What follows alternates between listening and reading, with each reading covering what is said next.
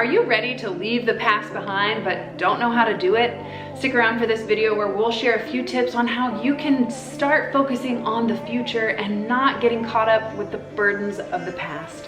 I'm Britt and this is Chris Carmichael, and together we have founded the Elevated Life series where we teach you simple mindset shifts to create radical transformation in your life. I'm so jazzed to be here today and share these tips with you because I know that this new year gave everyone that sense of like, yay, new, but it feels like we're still carrying the bullshit of last year. So we are gonna share some tips on how you can create that separation, let go of the past, and stop carrying it over into this moment. You know, we often see people doing this when they either leave a relationship or when they're wanting to go get a new job. They left one job, go into a new one, or they're just going to grab onto something big in their life.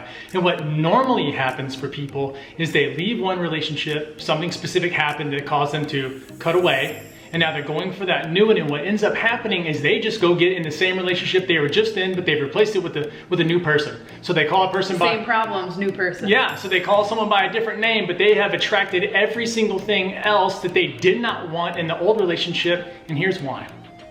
It's because when you are wanting to leave the past behind, you have to leave you behind.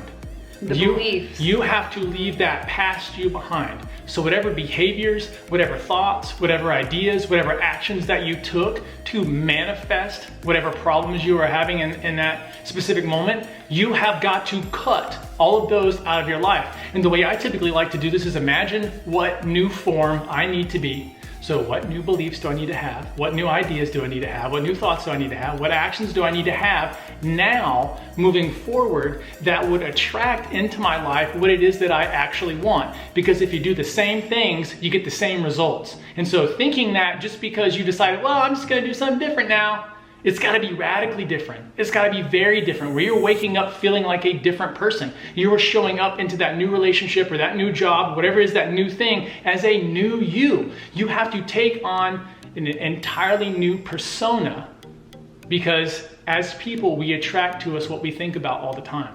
It's like one of the big secrets. I feel like it's been said in every single book and every religious book, what we think we become. And so whatever thing you have been thinking about, and sit down, write it down on a piece of paper, get out the paper out and say, what have I been doing that has drawn all this BS into my life?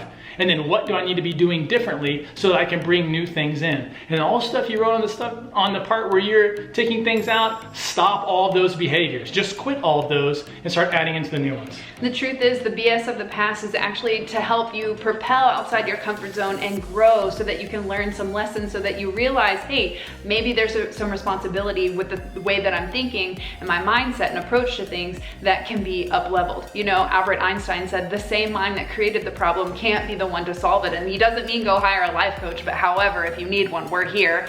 What he means is you have to get out of your own mind, the same limited thinking that created that situation, and rise above it with a new perspective. And we all know that a miracle is a shift in perspective. So not only can you leave the past behind, but you also create a miracle when you choose to see it from a different way. The past is not meant to be relived. It is meant to be relieved. And the way that we do that is we learn the lesson.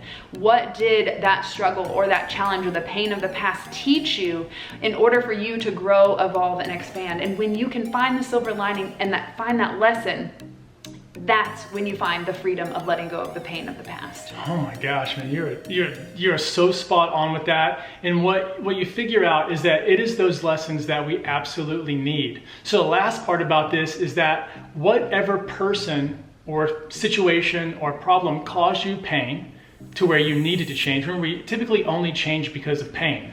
We change because we've suffered enough, and then we just demand it of it. We have to do something different. We have hurt long enough, we have to do something different. And so what you want to be doing is forgiving that person, because they came into your life and they provided the atmosphere of a situation for your growth. And if you can see a person who's hurt you in a way where you realize, I had to have that happen, because without that I would not have changed. I would not have gone after more of what's aligned with my true spirit, and I would not have done the things that I know I'm going to do in the future. You've got to let them go, because otherwise you're just going to, again, drag them into the future with you, and you're going to have all the same problems happen again. You know what that sounds like? Forgiveness. Forgiveness. Forgiveness. Forgiveness sets you free, but you can only reach it if you find the lesson that you were meant to learn and take responsibility for being the one that attracted it, and then also allowing it. It's not to beat yourself up, it's only to learn and grow. So learn the lesson and let it go, baby.